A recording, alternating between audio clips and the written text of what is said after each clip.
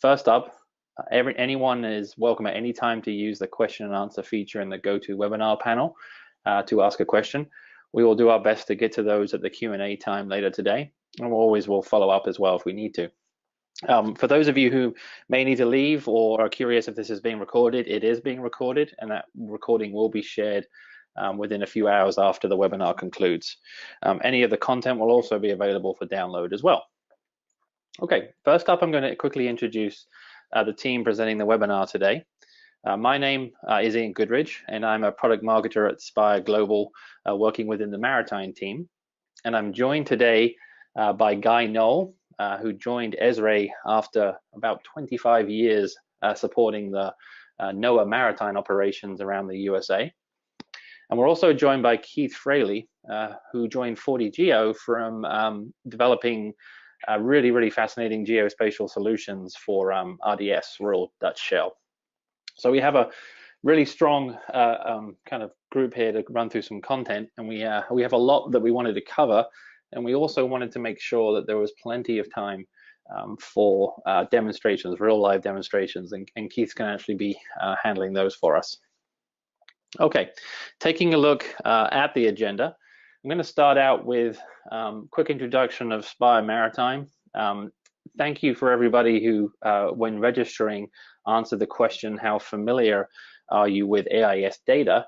That actually gave us a really good data point to help kind of schedule the structure the webinar.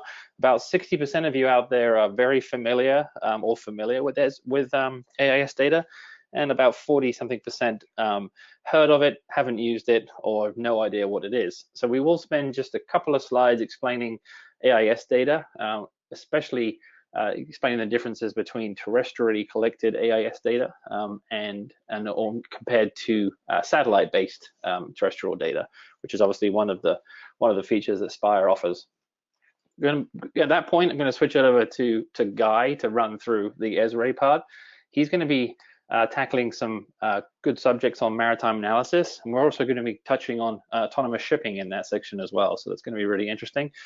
And then the section that a lot of people are probably quite interested in is looking at the integrations and really leveraging the APIs into ArcGIS, and we'll be doing that with Keith from 40Geo towards the end.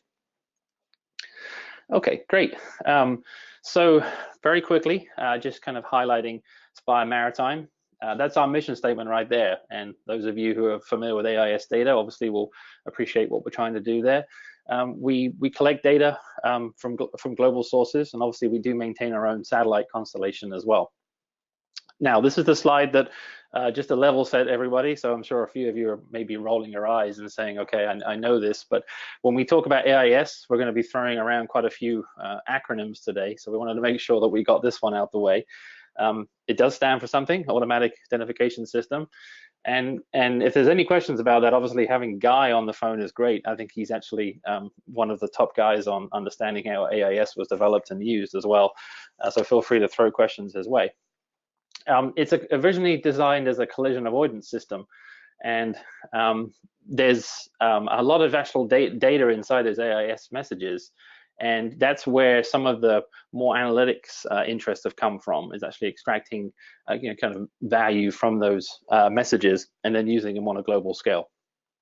Why is these two types of AIS data that I referred to, the terrestrial and the satellite?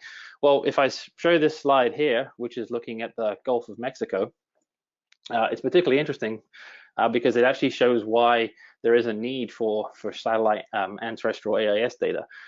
The color coordination here actually explains the percentage of messages collected. So when we say messages collected, we're literally referring to the signals coming from the AIS transponders being collected by different sources. Purple is more than 50% terrestrial, which we would expect off close to ports such as Galveston and the Port of Houston there, you can see on the map. Green dots are 100% satellite, so that means that there's absolutely no terrestrial messages being collected from that range, which would make a lot of sense. Obviously, radio frequencies have a limitation in distance, and that's really where the satellite count comes in. So just a really interesting kind of way of visualizing the impact. And the blue, just in case anybody's curious, is where it's about a 50-50 mix, so you kind of get that blend as we move closer into land. Okay, I'm going to start out with a poll and a couple of reasons for doing this. One, just to make sure everyone's GoToWebinars working and not frozen and everyone can kind of interact with it. And also this will help us kind of shape up a little bit of the conversation later on. So in just a second, when I hit this button, your screen's going to change and you're actually going to be asked to answer a question. When you do that, I'll quickly review the results. I'll give you a few seconds to run through it. Okay, so you should be seeing on your screen right now a quick poll. We're basically just asking those of you who are ESRI users, obviously a lot of people that showed up today are ESRI, are familiar with ESRI or are currently using it, but we wanted just to kind of level set, what's the best way for you to actually integrate AIS data? Or how would you like to work with it? And that'll help us with the demos, because we can do it all. We just wanted to make sure that we're catering to who's on the group today. Okay, so the results are coming in. At 80% of you have voted. Great job, almost there. See if we can get up to 100%. Close, 98. Okay, 98%. That's very good. So Geo Event and Feature Services hosted by us are actually tied for the top there. A little bit less on ArcGIS Pro, which is understandable. And then 20% of you are not sure how you're going to do it, which is understandable because there is quite a large group of you that weren't quite sure what AIS data is. So okay, that'll help Keith and I with the demos later on. Okay, fantastic. So I'm going to start to queue up Guy. So Guy, if you wanted to unmute your line, I will send you presenter rights. If you're ready to present, just let me know. I am ready. Thank you. Okay, no problem. I am going to send this over to you right now. Okay, I'm making Guy the presenter, so just for a second, everyone's screen is going to shut off, and then Guy will be back to share his screen. Okay, Guy, over to you. Thanks. Thank you, Ian. And let me see, I want to make sure I'm sharing the right screen. Yes, we can see your intro slide, Spire and ESRI Maritime. Thank you. Thank you. And welcome to everyone. As we go forward, I want to make sure that everyone understands where to find this. It's pretty easy, actually. If you go to the marketplace.arcgis.com, I've got, of course, a lot of windows open, but if you go to this website, you'll see that all you have to do is type in the search window and it will come up, and there you go. Simple. So then what I'd like to start off with is a little bit of a mind expander for you. Hopefully some folks in the maritime industry were watching this weekend as the cruise ship Viking Sky had a bit of trouble. Not really clear why they left port, but I think that this brings up the general questions of how they decided to depart. What were their cost-benefit analysis, if you will, why the authorities let them leave, knowing that this big storm was blowing in, and then whether the passengers, of course, planning for this time of year to take a cruise along the coast of Norway, understood the issues that they might run into.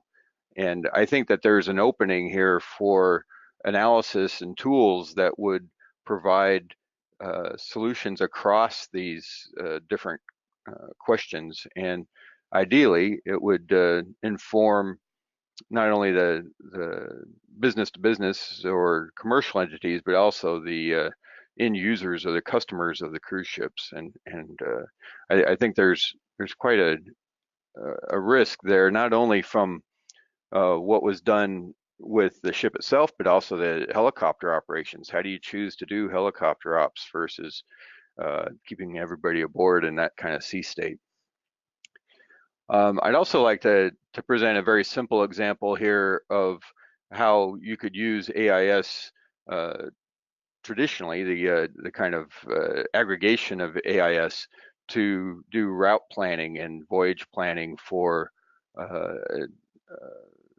ensuring that you're aligned with the best traffic practices in an area. In this case, the NOAA ship Thomas Jefferson, which was at the time commanded by Admiral Shep Smith, was transiting through Chesapeake Bay here and out Delaware, and then as the navigator was planning the voyage, he made the mistake of going where he thought the channel should go, not where the traffic was going. And here you can see that the original northbound route in red on the left side is, for those that are colorblind, has positioned the ship to go straight into the downbound or southbound traffic.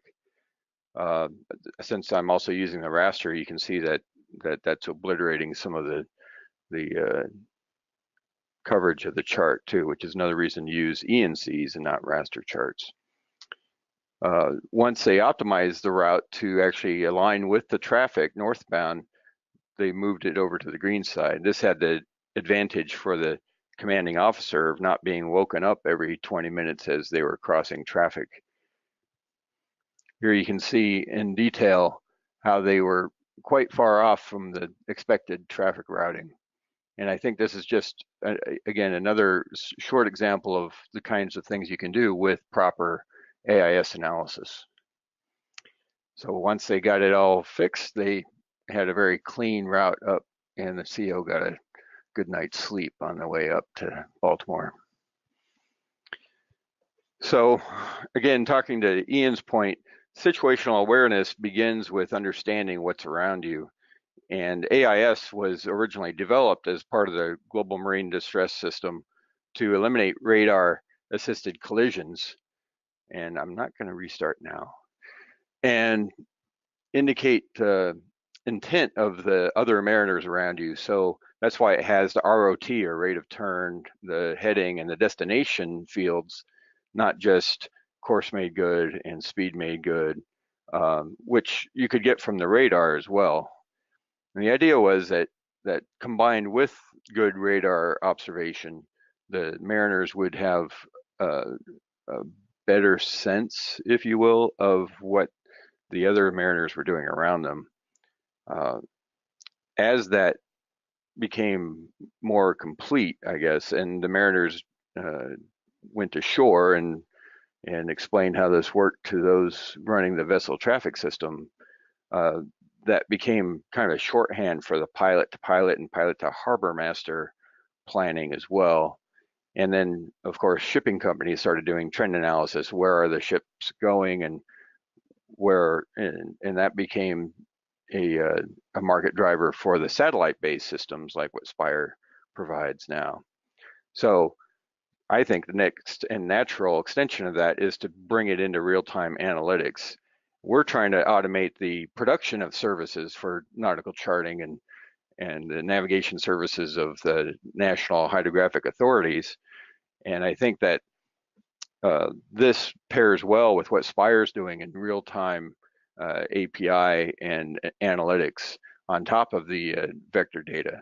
So right now we bring in, through our partner QPS or others, the bathymetry and cleaned data. We can create the S57 and soon the S100 chart products. Our idea is that then we bring those into a generalized staging geodatabase, and then we can use checkout replicas to build pieces of that then can be outsourced or can be done more cheaply outside the National Hydrographic Office, then bring those back into the main NIS, and we have a standard product suite developed out of that. We can even do the vector checks, and that combines with data reviewer to really drive a very simple workflow for editing charts, which traditionally has been very complex and cartographically taxing. Once you have those that content in either S57 or S100, the idea is then we bring it into the Maritime server product or the ENC viewer to then share it through a portal, and there we can have the product on demand, the Maritime server services, true services, and inform the maritime spatial data infrastructure. So the big question is, when are the autonomous ships coming? And our champion at Port of Rotterdam likes to say, well, they're not here now, but they're going to be here soon, maybe by 2030. So how do we prepare the port? how do we prepare our seaways for this level of autonomy? And in the academic world, and I just had this conversation last week at the U.S. Hydrographic Conference, they're trying to jump ahead and really plan for what the level 4 autonomy or full autonomy would require. And that's certainly valid. We need to be thinking about what that chart service or that navigation service needs to look like to a robot navigator.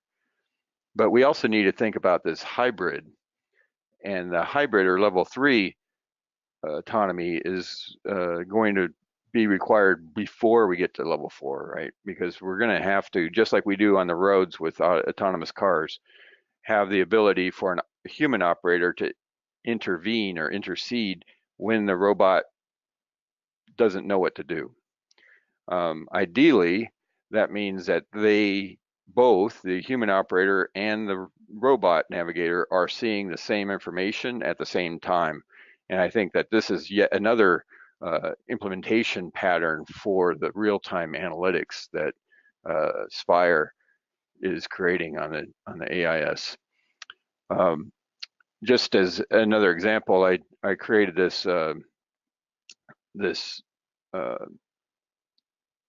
quick web map to show what can be done in our ArcGIS Online environment. And here you can see that we have live weather phenomena. We have sea surface temperatures. We have all kinds of different observations, and all of this would need to be fed into such a system. And that's why S100 exists, actually, is to bring in weather phenomena as well as the live currents or the HICOM data that's being created now. So just to give you an idea where our brains are, that's what we're thinking of. And if you'd like to have more information about this, please contact us. Look to our GeoNet page and to our portal at ESRI HO to find out more about what we're doing. We put our scripts up there, we share, and are looking to build that community. Thank you. Thank you, Guy. I really appreciate that overview. So now we're going to change presenter over to Keith, and Keith is actually going to spend a fair amount of time kind of showing off AIS data flowing through various ArcGIS components. I'm probably going to jump in about halfway through his part to show GeoEvent and ArcGIS Pro, just for those of you who are interested in that. But Keith, if you're out there, I'm going to get you queued up to present. Okay, can you guys hear me? Yeah, we can. I'm sending presenter rights over to you right now.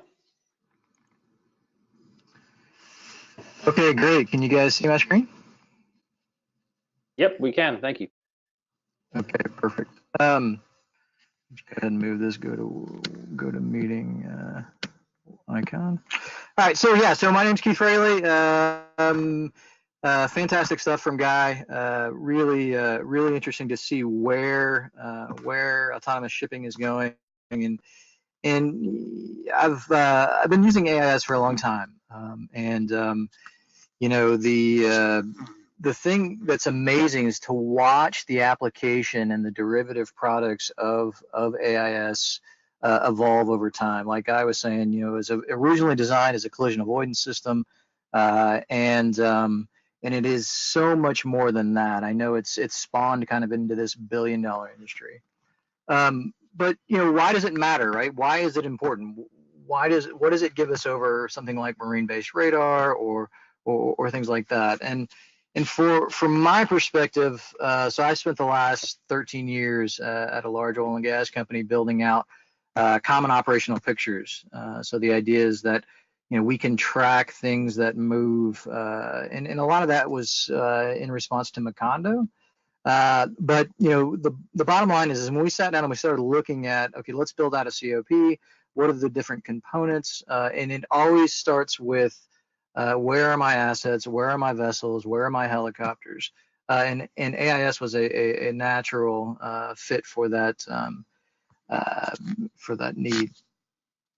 So common operational picture, right? So Guy mentioned situational awareness. So that's a critical part, right? So the idea that we can understand what's going on in real time for simultaneous operations, both offshore. I use the oil and gas industry as an example, but there's a dozens of different examples from shipping and military operations. AIS is very valuable for understanding situational awareness. Supply chain optimization, obviously understanding where your cargo ships are, where commodity tankers are located, goes a long way to optimizing those supply chains, understanding logistics, and so on and so forth.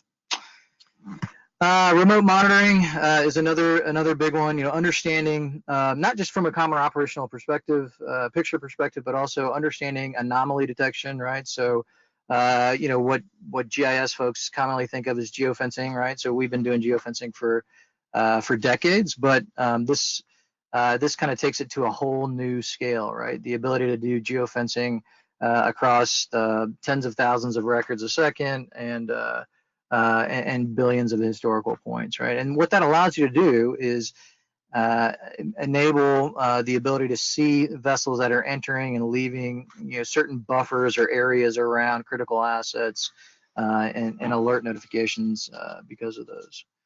So I partnered with Spire back, I guess it was around November or December, and basically have been very happy with the progressive nature of their APIs. They're constantly evolving.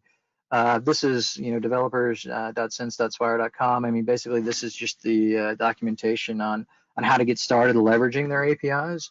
They're all RESTful, REST-based APIs, and they have a number of different ways to slice and dice the data. So I've been real happy with that. One of the things that I see Spire doing that, as far as I know, is an industry leader is this idea of predictive analytics for vessel movements, right? So the idea that we can understand, given some information that is brought back from the AIS message itself, maybe destination, but then also historical data sets. Where a vessel's moved and gone in the past versus weather information, so on and so forth. So so really cool stuff as far as the predictive analytics goes, and I kind of see the entire industry moving in that direction once you reach that kind of critical mass of information where you can build out these AI models.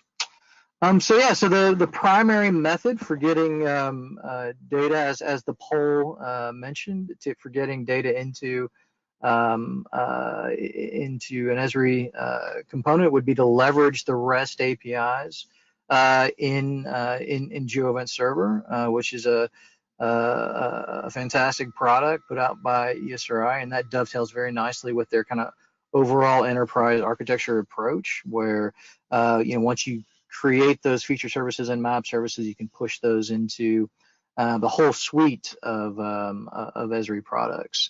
Now, Guy, I don't know if you wanted to show the presentation for GeoEvent. Yeah, no problem. You met me, right? Not Guy, just to be safe. So I'm going to take back over control real quick of the presentation, and I'm going to show GeoEvent Server consuming our API and the steps that we took to do that. So I'm just going to take that over right now.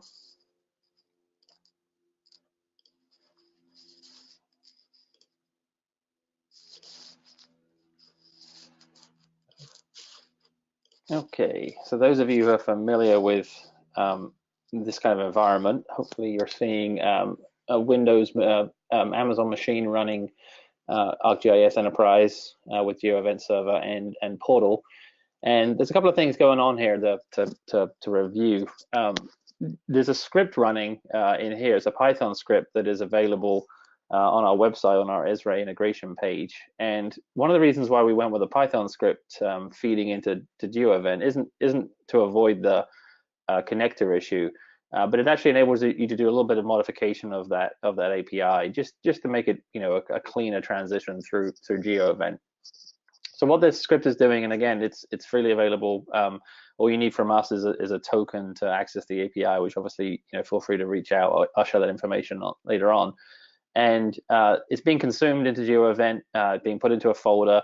Geo events reading that, you see this here, file Spire JSON in. It's consuming that, running it into a geo event server service, which is then, for this particular demo, pushing out a couple of feature service outputs. What is interesting on the geo event service, and let me just click into that for everyone, is you can see even within the geo event server, we're doing a little bit of field calculation to clean up the latitude and longitudes. Not that there's anything wrong with the data, we're just, like I said, getting it ready for kind of high volume processing as it moves through geo event server. So everything you see here is available for download too, so you don't feel like you have to rebuild everything from scratch. We have this entire setup ready to integrate into geo event server. These outputs, this particular output is being pushed to spatial tempora big data storage, and that actually ends up with creating a view like you can see on the screen here. This is just a kind of a raw view of the data counts. I actually particularly like this one because it really highlights the global AIS data collection. If it's a bunch of points on a map, it's very overwhelming at this kind of resolution. But here you can kind of see that the entire globe, and then the hot spots of vessel activity, which obviously no surprise, in the English Channel area, the Mediterranean, off the coasts of Asia, and then obviously North America there. So I'm going to pause there and send it back over to Keith to dig into a little bit deeper into some of the aggregation work that he's done, as well as some of the dashboard products and things like that. So Keith, I'm sending it back over to you. Thanks.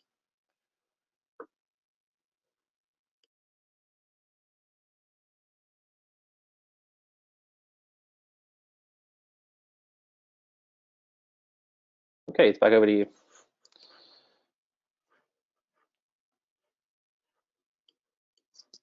Yep, we can see your screen again. Sorry, I was muted. Yeah, so thanks, Ian.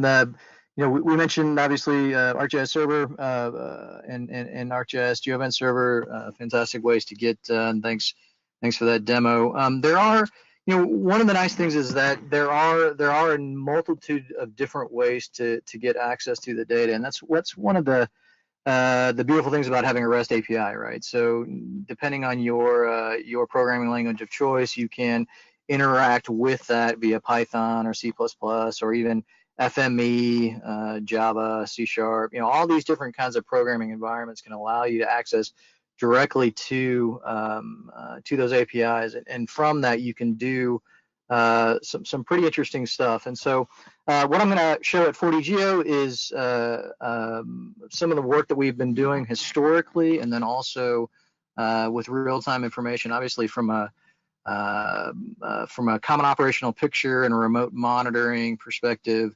You typically want a nice dashboard to show all of the different information, and that's what we've tried to put here. And been part of Ops Dashboard for a long time, and to see these most recent iterations is really pretty encouraging to watch. It's it's been fun to watch the evolution of the product, and that's what we're trying to push in here. You can start to see we've done some work with aggregations, right? So this is a heat map of real-time vessels, right? So we can see where we have coverage, and this is the different Spire data sets, right? So and then as we zoom in, we will start to pull up more and more information. Guy mentioned the HICOM model. In the oil and gas industry, that is a critical model that is run, I think, maybe nightly or weekly. The model itself really helps with understanding operations in the Gulf of Mexico, if you're familiar with the eddy loops and the Gulf of Mexico loop current. And so really the power of GIS is shown here, where you can overlay where your vessels are, where your work is being done relative to storms or the currents in the Gulf of Mexico, or anywhere really, it really helps put together kind of that common operational picture. Another part of it is the ability to do geofencing, right? So what I'm showing here is basically on the left-hand side, I have every vessel within 1,000 meters of the port of Galveston. And the idea is that, geofencing is nothing new. Geofencing and GeoEvent Server is obviously capable of doing that. But I think the trick is, what we've moved into, 10 years ago when we were doing geofencing, yeah, okay, 2 or 3 points and 2 or 3 polygons. But now, given these big data products and the ability to host this stuff in the cloud, we can do these types of analysis across, hundreds of thousands of records coming in at tens of thousands of events a second, and to be able to do this geofencing with notifications and all that good stuff. So as I zoom in here, you'll start to see some interesting stuff here, right? So you'll see basically these diamonds represent the distance.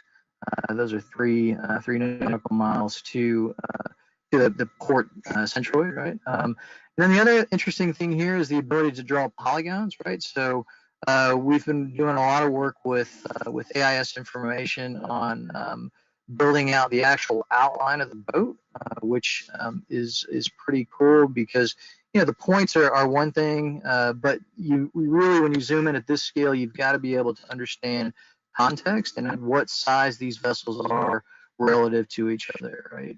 So you can start to see here, these are all tankers just off the port of Galveston, ready to go into Houston, and you can start to see the outlines of those vessels being drawn in real time. That information is coming directly from the AIS messages themselves. Come down here to the Panama Canal. You can really start to see the HICOM model here. The current that is right outside of Panama here.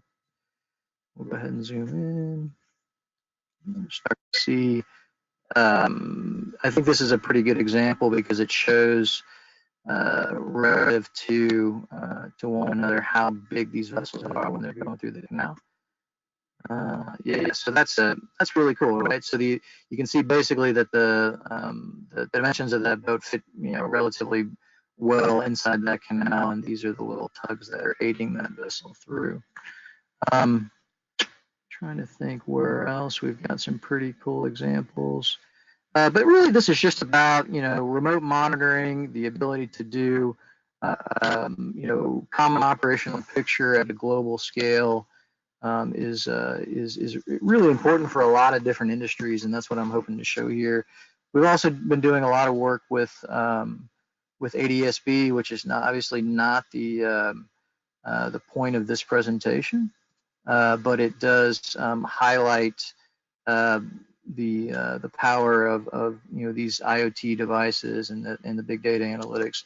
ADSB is effectively the equivalent to AIS for aircraft, right? Here you can see all the aircraft that I've updated in the last last couple of minutes. So that's the operational picture view, and like I said, it's AIS, but it's also all of these other initiatives. Where are my platforms? Where are my offshore pipelines? So on and so forth. And again, I apologize because the vast majority of my presentations are oil and gas focused, but that's kind of my domain expertise. This is another a bit of work that we've been doing around aggregation. Guy showed some heat maps available, but this is basically, since I started collecting the data from Spire back in December, I've kept a historical log of all of those points, and what you're seeing here is a heat map of those movements. Basically, we're just counting the number of hits within each point, and at this level. It doesn't show much, but as we zoom in, you'll really start to see where vessel movements are and where they are not. Trying to think here, what's a really good view? Oh, the port around New York City has some pretty interesting patterns for vessel movements. So you can see here, let me zoom out just a little bit. Obviously these are the main shipping lines here coming into the New York port. And as we zoom in, we can pull up more and more resolution.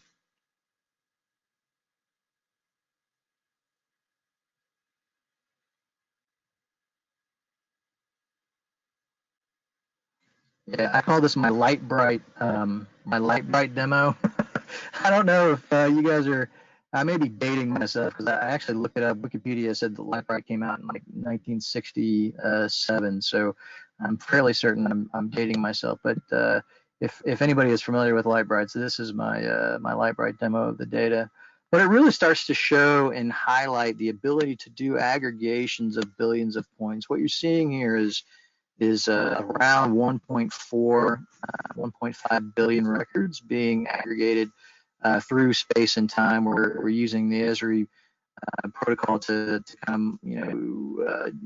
do queries through obviously 4 dimensions. This is another interesting one. I know I keep going back to Galveston, but it has a very interesting area right when you get inside in between Galveston and Point Bolivar, where you've got basically 4 or 5 different ways that the vessels can move, and that kind of highlights that here. You can really start to see they can go, down the intercoastal or up the intercoastal, or continue on into Texas City or into Galveston. So the ability to do, aggregations of records at that kind of scale is critical when you're trying to understand vessel movements globally. But we also mentioned the Viking, and so just to show that we can kind of slice and dice this data, we can punch in. So that will pull. That's the MMSI from an AIS perspective is effectively the unique ID of that AIS receiver on that aircraft. I'm sorry, on that vessel. But what you see here is the aggregation of those points, right? So you can see over the last month where that vessel has been. And what's really interesting is that this is what I call kind of finding the needle in the haystack, right? How do I make sense out of over several billion records, and I find that one vessel that I'm interested in during the time frame that I'm interested in. This is kind of one of the ways that we propose doing it. Interesting stuff. I could not be happier with the way that Ops Dashboard has evolved, and watching this product grow, and I continue to leverage it and look forward to seeing it grow in the future.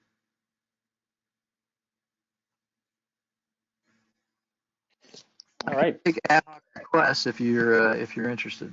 Yeah, so let me take back over control for the presentation for just a minute. I wanted to just make sure I did show the integration into ArcGIS Pro, and then we actually have quite a chunk of questions, and we can maybe power through a few of those and give everybody some answers today. Okay. So thanks for the demo. That was great. Yep. Okay, so I'm going to quickly take back over control here, and I'm going to be showing this very quickly because there's a couple of questions coming in about ArcGIS Pro as well, and I wanted to make sure I did highlight that. So the slight difference with the ArcGIS Pro add-in that we've developed, and again, that's available on the marketplace. It's a click to download and install, and it does support the most latest version of ArcGIS Pro as well. This actually is a direct call to the API, so you'd have to actually kind of continue to do other work if you wanted to do some of the aggregation and stuff that you saw Keith showing and things like that. It's also worth knowing that the add-in is available if any of you out there are familiar with with that code base. So if you wanted to just take this as a starting point and then really kind of develop it for your own uses as well, that could definitely happen. So once you have the add-in installed, We really use this to kind of like make it easy to draw kind of areas of interest and highlight areas of you know, to do deeper dives within ArcGIS Pro rather than looking at those kind of global limits. You have the basic criteria that our API support here. We actually, you know, probably have about 25 different criteria you could use, but this is the ones that people ask for the most. You know, I want to look for certain flags. I'd like to look for certain ship types. Give me an update range. Obviously, sometimes vessels turn off AIS or they don't send an up-to-date message if they're in certain situations or you know, at anchor, maybe off the coast or something like this. The limit, obviously, to, you know, on how many you can bring back. It's interesting here as well that we do provide an option to show the prediction. So this actually is one of the ways that you can work with prediction data within ArcGIS Pro, and that again kind of highlights that use case of focusing on maybe just a more of a narrow area where you're really looking to you know, have this as part of your other infrastructure. Well, so what we do then is you quickly hit, you know, plot the area I'm looking at. You can have this on automatic refresh as well. You don't have to, you know, require it to, you know, be told to load in. And then from there, you know, you have full customizing on all the icons you want to use. There is the standard metadata that's provided from the AIS message that comes along. So you're able to kind of interact with that. I see the MSI there. We haven't built this with any kind of formatting. It's very kind of, you know, designed to be used raw. So you can obviously go and adjust it however you want within the add-in. And then actually you can query the vessels to show predictors of positions, literally just by clicking prediction in the add-in and then clicking on a vessel, and it will attempt to draw the prediction for that particular vessel. Okay, so that's just, I just wanted to highlight the ArcGIS Pro. Though. There you go, it's drawn the, you know, this vessel's obviously is heading towards the Panama Canal there, which, you know, it probably isn't a surprise in this area, but just to highlight that you can show that on the map. And again, you could use this layer in your other analytics works within ArcGIS Pro. Okay, I'm going to pause the screen share right there, and I'm going to send it back over to the regular screen. And because I actually wanted to, before we jump into the questions, just go ahead and ask in one more poll to help us kind of close out the live demonstration sessions. So again, your screen is going to switch over and show a launcher poll. Just, you know, curious, there have been a few questions coming in about, you know, can I follow up with a package for the AIS data and API access and historical data and things like that and feature services? So if everyone just answers this for us, that'll be great. That way we can just make sure we get to you on those questions. But and the reason for that is we you know, we have quite a few questions that are more on the technical side as well that we wanted to get to for Guy and Keith as well. So I'm going to let everybody just finish up answering that. We're doing pretty well. I'll give you a few more seconds.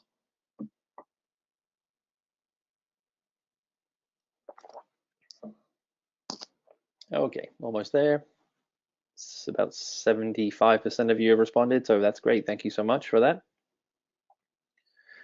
Okay, so yeah, thank you for that. We absolutely will follow up on that interest. So questions. Okay, so Guy and Keith, let's dig into some of these real quick. Again, I'll tackle the ones that I can answer, and then I'll, you know, kind of send these out to everybody else. There's a good question about someone who's looking at ArcGIS Pro. Is there another way to view the data, adding it as a layer from ArcGIS Online into ArcMap? ArcMap actually is supported with the feature services, so no issues with that if you haven't moved to ArcGIS Pro yet. And obviously the add-in is only for ArcGIS Pro. But it again, it can be modified for other users as well. So that was a good question. There's a question here that Keith, maybe for you. It says, well, actually, it says for tracks. It says, how do you handle anomalies in the AIS signals? So I'll take the AIS part of that, which is we actually spend a lot of time cleaning AIS data. Those of you who have you know, come across it from its raw point of view. which we do offer as well. If anybody out there really does want to do the decoding themselves and really wants to work with the raw NMEA messages, we do have that as a service. But we actually spend a lot of time doing bit correction on the data to make it as clean as possible. And we do have filters to prevent completely out of range latitude and longitude positions. One of the interesting things about AIS satellite data collection is we actually know where the satellite is when it collects a AIS message. So when the AIS message from a vessel is writing its latitude and longitude, we actually know the footprint of the satellite when it collected that message, and it's very easy for us to kick anything out that's unacceptable, right? So the satellite can only be listening for a certain area, so anything outside of that can immediately be removed. And then for the terrestrial, where you have the higher volume of messages, we have things in place for the bit correction and things like that. And then Keith, are you doing anything on your visualizations to clean up anomalies? Yeah, we look for, we do. I mean, a lot of that stuff is handled on the front end, right? So the other bit is handling different sources of, is it Spire terrestrial or Spire satellite? Yeah, so there's definitely some stuff that has to be done on the front end if you want that level of accuracy with your data. But the nice thing is those APIs, when you're putting together, Ian mentioned a Python script, you can build that kind of logic into those calls, into the REST API. And obviously he mentioned that you can also connect right to the fire hose, and in that instance, you're going to be doing a lot more data cleanup, so to speak. Sure. Awesome. Great. And there was a question here regarding is monitoring depending on an SLC image. I'm not familiar with what that might be referring to. Keith or Guy, any insight on that one? No, there was a comment there about the previous webinar. That may be relation to the SAR data that we looked at on the last webinar, in case you've been following that. So whoever asked that question, I'll follow up offline with you on that one to make sure we can get you that answer. Okay, another question on counting information, Keith. It says, and can you support passage counting crossing a line, e.g. the entrance of a basin? Thoughts on that one? Yeah, so that's to me sounds like within or without type of query, and as far as I know, all of the different components of the ESRI stack allow for that type of analytics to be done. Depending on how many vertices are in the polygon may get a little bit challenging depending on the volume of data that's coming in, but and the velocity of it. But yeah, that is absolutely doable. Okay, great. There's a good question about AIS data. Are there any areas of the in the world where it isn't reported well and inaccurate? It's actually really interesting, and who answered that question, I'll send you kind of a global heat map of a year's worth of AIS data collection. But there are some parts of the world where there's a lot of issues with AIS either not being used by vessels, so not being turned on, and for various reasons, right? Obviously to prevent them from being detected if they're fishing or doing something illegally. From a collection point of view, there really isn't a part of the world that we can't collect. So if you are transmitting an AIS data signal, we will be able to collect it. The issue is with volume in areas of high traffic density, lots of vessels moving around. The message count can be extremely high. So that's if you go back to the opening slide where I kind of showed the difference between satellite blending into terrestrial. That's actually kind of part of how we approach those areas is to adjust a collection to not get overwhelmed with AIS data messages. So that was a good question, and thanks for that. Ian, can I jump in here? This is Guy. Yeah, of course. Some of us may remember before differential GPS made it obsolete that there used to be GPS spoofing, and prior to 1999, and similarly now with AIS, there are entities that in times of conflict or near conflict zones do attempt to spoof AIS. So that would be the other answer to this question, is something to be aware of. And actually, I think the analytics that you can layer on top of this API are potentially a really good algorithmic proof against that kind of problem. Mm-hmm. Yep, great, thanks. Okay, so the other questions are a little bit more specific around about business terms and you know, kind of really getting into the details. So if anybody's got any particular demos they wanted to see, you know, feel free to use the Q&A session right now. I'll leave that open for a few minutes more. But besides that, if we don't get anybody asking for a particular demo from Keith, we will look to wrap up and have everybody go on with their day.